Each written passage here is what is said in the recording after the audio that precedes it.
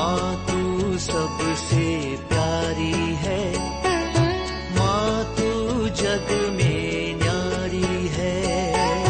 माँ तू सबसे प्यारी है, माँ तू जग में न्यारी है। पिता, पुत्र और पवित्र आत्मा के नाम पर आमीन। आप सबों को जय यीशु। आज हम लोग अध्याय 3 वाक्य 1 से 6 तक का वचनों पर मनन चिंतन करेंगे। यहां पर सारदेस के कलीसिया को ईसा मसीह का जो पत्र है, प्रकाशना ग्रंथ उसके अध्याय 3 वाक्य 1 से 6 तक सारदेस की कलीसिया के स्वर्गदूत को लिखने के लिए कहते हुए, जो ईश्वर के सातों आत्माओं और सातों तारों को धारण किए हैं, उसका संदेश इस प्रकार ये लिखा हुआ है। हम लोगों ने इंट्रोडक्शन क्लास के अंदर ही इसके विषय में मनन चिंतन किया था। सातों आत्माओं का मतलब है आत्माओं की पूर्णता, अर्थात पवित्र आत्मा। तो जो व्यक्ति पवित्र आत्मा से संपन्न है और जिनके हाथों पर सातों कलीसिया हैं, वो लिख रहा है। अर्थात ईसा मसीह के विषय में यहां पर इस प्रकार बोलते हुए, ईसा मसीह पवित्र आत्मा से संपन्न और पवित्र आत्मा से के शक्ति सामर्थ्य से जो हमें बता रहा है, उसको सुनो। ये सारदेस के जो कलीसिया को लिखते हैं। ये जो कलीसिया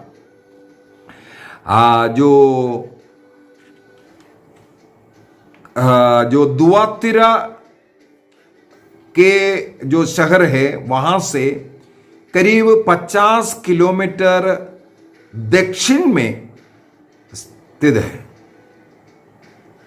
दुआतिरा कलीसिया जो शहर है, वहां से 50 किलोमीटर दक्षिण में है ये जगह, जो सारदी। ये करीब 1500 फुट हाइट का जो बड़े बड़े पत्थर, पहाड़ हम बोल सकता है, उसके ऊपर ये शहर है। इसलिए कोई शत्रु सेना आसानी से यहां नहीं जा सकता था।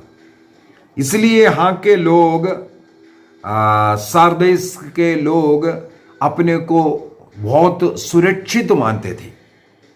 और साथ ही साथ एशिया के सबसे अमीर शहर ये बन गया था, सबसे संपन्न जो जगह। और ये जो पहाड़ियों के कारण, पत्थरों के जो पहाड़ियों के कारण ये सुरक्षित भी अपने को मानता था।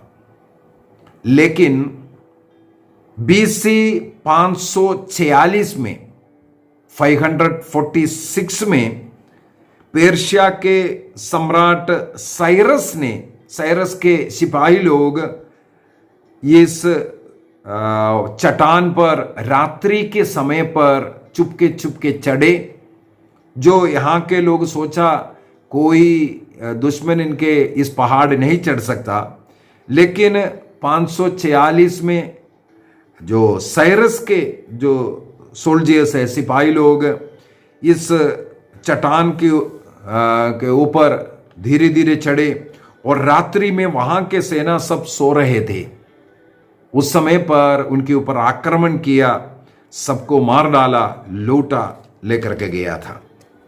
और इसके बाद एक और बार BC 195 में 195 BC में सीरिया के जो राजा अंतियोकस तीसरा का सिपाही लोग, सेना, इसी प्रकार चट्टान पर रात्रि के समय पर धीरे धीरे चढ़कर इस शहर में प्रवेश किया। और उस समय पर भी वहां के सिपाही लोग सब सो रहा था रात्रि में, वह सुरक्षित मान करके उनके ऊपर आक्रमण किया, लूटपाट कर करके ले गया था। और एक हादसा हुआ था एडी 17 में। एडी 17 में एक भयानक भूकंप हुआ था। केवल इस जगह पर नहीं, पूरे एशिया को हिलाकर के रखा था। करीब 16-17 शहरों को ये नाश कर दिया था। तो इस प्रकार इन लोगों के जीवन में जो कुछ घटनाएं हुआ, जो अपने को सुरक्षित मानते थे, जो अपने को सबसे बड़ा धनी मानते थे, इसके अनुसार प्रभु यहाँ जो पत्र लिख रहा है, पवित्र आत्मा से संबंध और सारे कलीसियाओं का, सारे देश को अपने हाथ में, अपने मुट्ठी में रखने वाले वो मसीह का पत्र बोल करके प्रेरित चरित्र अध्याय 20 वाक्य 28 के अंदर हम लोग पढ़ते हैं, जो कलीसिया का जो अधिकारी है वो मसीह के द्वारा नियुक्त लोग हैं, वो मसीह के ही बातें करते हैं। तो उसके अनुसार कलीसिया के लोगों को जो पत्र लिख रहा है वो सब कलीसिया के लिए हैं और उनके अगुवा जो लोग हैं, जो बिशप लोग हैं, उनके लिए भी है। अगला इस जो देश का जो है सारदेस जो देश है, जैसे 7 कलीसियाओं का जो पत्र का जो एक्सप्लेनेशन, जो इंट्रोडक्शन जो बताया था, उसके अंदर मैंने कहा था 2 ऐसे कलीसिया के विषय में प्रभु ने पत्र में केवल प्रशंसा किया, बड़ाई किया, उनके विरुद्ध में कुछ नहीं बोला। उसी प्रकार 2 कलीसिया के विषय में कोई बड़ाई नहीं किया, केवल उनको फटकार मिला है। उनमें से जो फटकार केवल मिलने वाला एक देश है, ये सारदेस ही है, क्योंकि यहाँ के लोग इस प्रकार का अहंकार के अंदर अपने को सुरक्षित, हमारे पास सब कुछ है, संपन्न है, क्योंकि एशिया के संपन्न देश था, इस प्रकार का जीवन जीने के कारण प्रभु ईसा मसीह बताते हैं, जो अन्य जो कलीसिया में जो पीड़ाएं जो मिल रहा था, इन लोगों को नहीं मिल रहा था। ईसा मसीह ने हम लोगों को बताया, ईसा मसीह के कारण जितना पीड़ाएं तुम सहते हैं, धन्य समझना चाहिए, धन्य हो तुम। लेकिन इस कलीसिया को कोई पीड़ा नहीं मिलता था। क्या कारण है? यहां के कलीसिया यहां के आम जनता के साथ मिला हुआ था, उनमें और क्रिश्चियन लोगों में कोई फर्क नहीं था। जो सारदेस के जो लोग हैं, पाप में जीवन जी रहा है, अन्य देवी देवताओं का पूजा कर रहा है, और उनमें और सारदेस के कलीसिया, क्रिश्चियन कलीसिया में कोई फर्क नहीं था, क्योंकि वहां का कलीसिया उस वहां के सम्राट के साथ, वहां के देशवासियों के साथ मिलकर के रहते थे। अर्थात वो पाप का जिंदगी जैसे उन लोग जी रहे हैं उसी प्रकार, केवल इन लोगों ने बपतिस्मा लिया और प्रभु यीशु मसीह को जान रहा है, उनके प्रैक्टिकल जीवन में ये कुछ नहीं था। इसी कारण इन लोगों को कोई सतावट सहन करने की जरूरत नहीं पड़ा। देखो, जिस कलीसिया को सतावट सहने की जरूरत नहीं पड़ा, केवल ईसा मसीह का फटकार उनको मिल रहा है, उनके अंदर कोई अच्छाई दिखाई नहीं दिया, क्योंकि वे लोग अपने अधिकारियों के साथ जो पैगन जो सिस्टम है, जो बिलीफ है, जो फेथ है, उसके अनुसार ये भी चलता था। इसलिए प्रभु कहता है जागने के लिए। वाक्य 2 में लिखा है जागो, जागो। वाक्य 1 को थोड़ा सा और आगे पढ़ करने के बाद हम लोग 2 में जाएंगे। उसका संदेश इस प्रकार है, मैं तुम्हारे आचरण से परिचित हूं, लोग तुम्हें जीवित मानते हैं। सारदेस के लोग तुम्हें जीवित मानते हैं, लेकिन यहां के कलीसिया में कोई प्राण नहीं है, जीवन नहीं है, अर्थात मरे है करके बोला। इसके बाद प्रभु लिखता है जागो, तुम्हें जो जीवन शेष है और बुझने को है, नष्ट होने को है, उसमें प्राण डालो। प्रभु यहां पर कहते हैं जागो, और तुम्हारे थोड़ा सा शेष जीवन बचा हुआ है, उसमें प्राण डालो। मैंने तुम्हारे आचरण को अपने ईश्वर की दृष्टि में अपूर्ण पाया है, क्योंकि तुम इस देशवासियों के साथ मिलकर के अपना जीवन उनके समान बनाया। उनके समान दिखना है, उनके समान आचरण, खाना पीना भक्ति सब उनके जैसे तुम बनाया।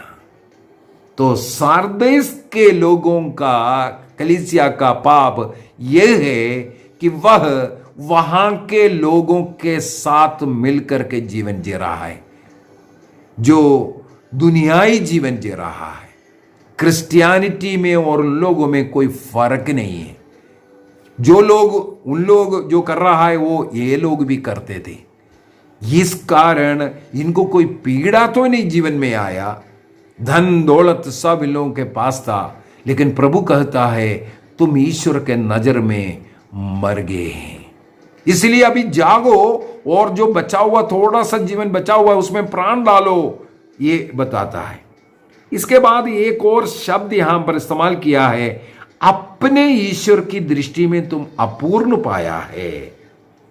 ईसा मसीह ने अपने ईश्वर जो कहा, इसलिए कई लोग कहते हैं ईसा मसीह ईश्वर नहीं है। ईसा मसीह ने कहा अपने ईश्वर, उनके ईश्वर के विषय में बताया करके। ऐसी बात नहीं। ईसा मसीह मनुष्य बनकर के, पुत्र बनकर के अब आया हुआ है। पुत्र के लेवल में मैंने एक ट्रिनिटी का, पवित्र तत्वों का क्लास ले चुका हूं, उसके अंदर ये संबंध के विषय में बता करके बहुत अच्छा बताया। 3 या 2 क्लास में ले चुका हूं उसका। तो उसके अंदर बताए वो रिलेशन है, पुत्र और पिता का जो रिलेशन, संबंध, उस संबंध में रह करके ईसा मसीह ये कहते हैं कि मेरे जो अपने ईश्वर की जो दृष्टि में। इसके बाद वाक्य 3 में कहते हैं तुमने जो शिक्षा स्वीकार की और सुनी उसे याद करो। जब वो बपतिस्मा लेते वक्त या ईसा मसीह का जो संदेश कलीसिया ने जो तुम्हें दिया था, उस समय पर किस प्रकार तुमने विश्वास किया, ईसा मसीह में विश्वास करते हुए तुमने जो बपतिस्मा लिया था, जो पर चर्च जाता था, प्रार्थना करता था, परम प्रसाद को ग्रहण करता था, 7 संस्कार तुम ले रहा था, उसको थोड़ा तुम स्मरण करो। यहां पर 3 बातें हमें बोल करके दे रहा है। 3 बातें। सबसे पहले तुमने उस समय पर आदि में जो सुना है उसको स्मरण करो, उसको याद करो। दूसरी बात है तुमने जो कुछ स्वीकार किया था उसका तुम अभी पालन करना शुरू करो। जो तुम अभी पालन नहीं कर रहा है, अन्य लोग जो बोल रहा है उसके अनुसार चलना शुरू किया, हमारे बुद्धि के अनुसार चलना शुरू किया, जो कलीसिया ने जो सिखाया, पहले तुम्हें अच्छा लग रहा था, उसके अनुसार तुमने बपतिस्मा लेकर के जो मसीह बना था, लेकिन आज उस आचरण को छोड़ा, वापस उसका पालन करना शुरू करो। तीसरा कहते हैं तुम अपना मन परिवर्तन करो, तुम मन पराव करो, पहले जैसा आचरण करने के लिए तुम पश्चाताप करो बोलता है। तो 3 बात, पहले बात को याद करना है, इसके बाद जो सुना था उसके आचरण में आओ, इसके बाद जो गलतियां हुआ है इसके लिए तुम्हें पश्चाताप करना है। तो इस प्रकार ये जो बताया हुआ बात है, इसको जीवन में अपनाते हुए तुम मसीह से जुड़ने के लिए कहते हैं। तुम्हारा जो सोच विचार था हम सुरक्षित है, वो 2 बार अन्य सेनाएं, दुश्मन लोग तुम्हारे ऊपर आक्रमण कर करके तुम्हें बता करके दिया तुम सुरक्षित नहीं है, और तुम सोचा मैं धनी हूं, मेरा कुछ नहीं नष्ट होगा, भूकंप आ करके तुम्हारा तो सब कुछ नाश किया था। इसलिए यदि तुम्हें सुरक्षित रहना है, तुम्हें प्रभु में सुरक्षित रहना है। तुम अपने धन के द्वारा सुरक्षित नहीं, तुम अपने घर या देश, तुम सोच रहा है यहां हम इस देश में सुरक्षित है, सुरक्षित नहीं। यदि मसीह ईश्वर तुम्हारे साथ नहीं है तुम्हारे ऊपर पीड़ाएं कभी भी आ सकता है। इसलिए प्रभु कहता है तुम जागो। और आगे कहते हैं जिस प्रकार चोर आता है उसी प्रकार आ सकता है। मत्ती का सुसमाचार अध्याय 24 वाक्य 43 के अंदर हम लोग पढ़ते हैं जिस प्रकार चोर आ रहे हैं उसी प्रकार मसीह का दोबारा आगमन होगा। उसके विषय में संत पौलुस भी लिखा है पहला थिस्सलुनी अध्याय 5 वाक्य 4 के अंदर, और पेतरुस का दूसरा पत्र अध्याय 3 वाक्य 10 में भी इस प्रकार चोर के समान आने वाला है, इसलिए हमें सतर्क कर रहा है। वाक्य 4 में थोड़ा सा जाते हैं।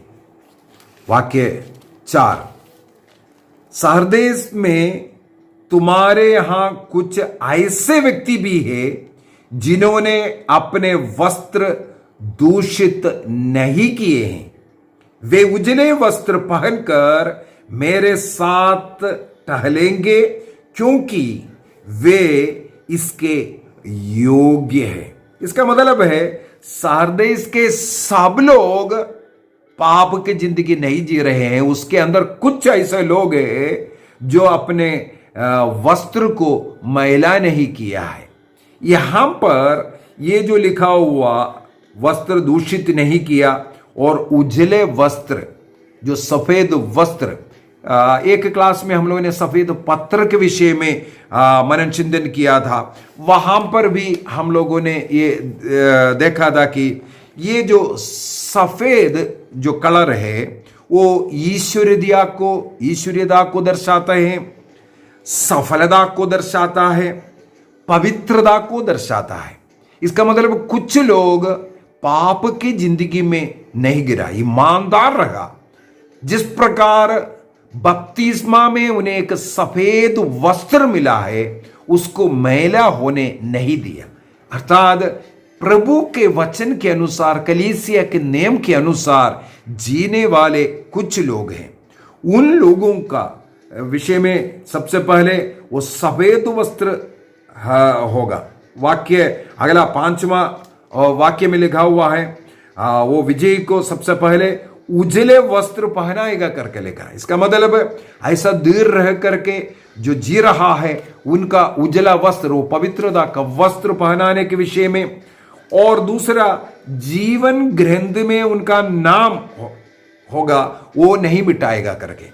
जीवन ग्रंथ में नाम मिटाने का जो विषय है, राजा लोग नाम लिखवाने के लिए बताते थे। जब किसी का मृत्यु होता है उनका नाम उस लिस्ट से मिटाया जाता है।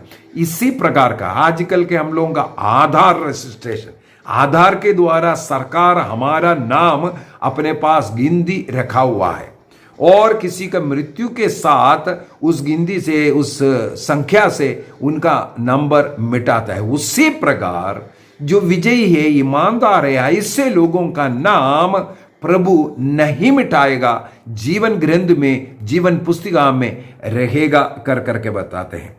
तीसरा, अपने पिता के और उसके स्वर्गदूतों के सामने उसे स्वीकार करूंगा। मत्ती का सुसमाचार अध्याय 10 वाक्य 32 में, जो इस संसार में हम यदि लोगों के सामने ईसा मसीह को अपना प्रभु के रूप में स्वीकार करता है, उनका साक्षी बनकर के जीता है, तो प्रभु ने कहा स्वर्ग में मैं उनके लिए साक्षी बनूंगा। यही यहां पर लिखा हुआ है मत्ती का सुसमाचार 10 का जो 32 का जो पूरा करता हुआ।